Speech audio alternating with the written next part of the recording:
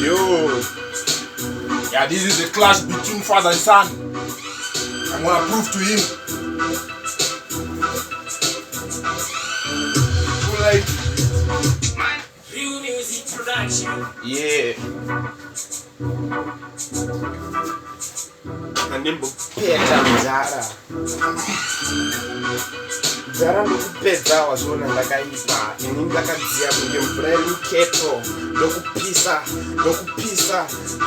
Ndokusiya wakavata. But how? Pinda. Yeah, the truth is, you got to do this. Yeah. Yeah.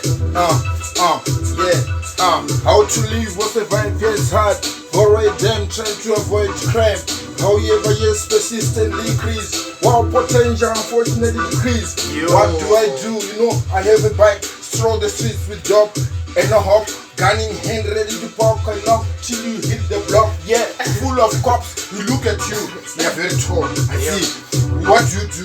Nothing, muscles. Yeah.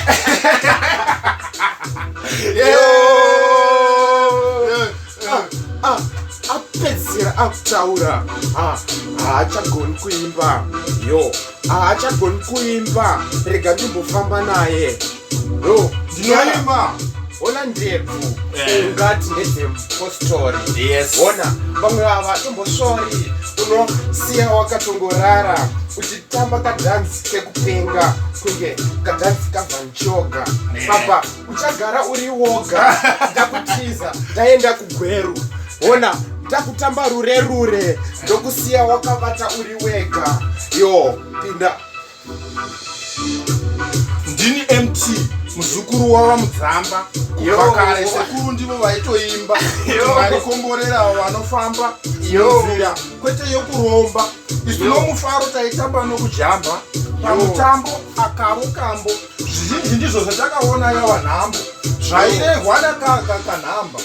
Yo, ndakupinda. Pinda. Ndakupinda. Nhasi izuva rekuenda kugweru. Apa handitye zvemasvingo kozi kuno kungori nemazitombo. Apa vanhu vacho futi varombo. Apa ndenge ndichidhonza tambo kuti one day ndigoita mambo. Ndozobuditsa wangu musambo. Ndovaratidza kuti inini ndine nharo. Ona, inini ndine nharo. Mira. Yeah. Iwewe hauiti mambo. Yo. Asi kuti ini ndichakuimisa mugombo. Yo. Yeah. Wogara kumakombo. Yo. Woita zvefuti murombo. Yo, ona ndochipinda ndakachila. Muzara wangu ndouri kuzvifila.